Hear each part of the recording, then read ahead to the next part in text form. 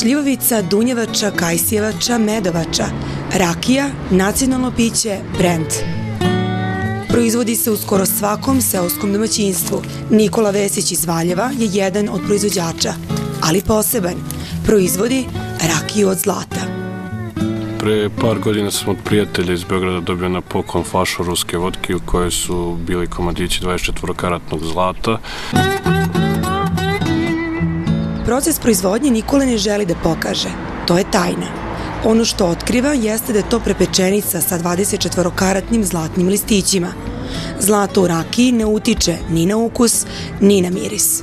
Fascinantni su sami listići zlata koji su u rakiji, koji putaju dok se rakija sipa u čašu i dok konzumirate rakiju, listići zlata su stalno prisutni, a zlato nije škodljivo po organizam, tako da se može konzumirati bez ikakvih problema. Zlato je u čaši zbog izgleda i prestiža.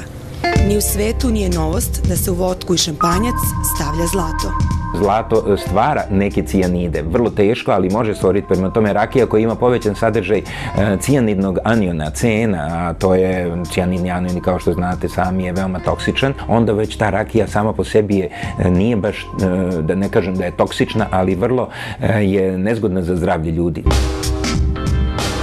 Iako je u poslednje vreme, kako kažu zlatari, bar što se tiče nakita, belo popularnije od žutog, zlato je uvek fascinantno.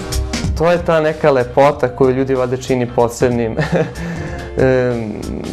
Dosta se gleda i kao modni detalj i kao stvar prestiža. I rekao sam već ta retkost sama koju čini zlato posebnim. Znači sve što je retko, to je i primamljivije. Iako narodna poslovica kaže rakija je bolja od Boga, ona pamet uzme pa vrati, a Bog nikad. Pitanje je koliko će se ljudi opredeliti za zlatiju, a ne običnu šljivovicu. Jedna flaša košta 10.000 dinara.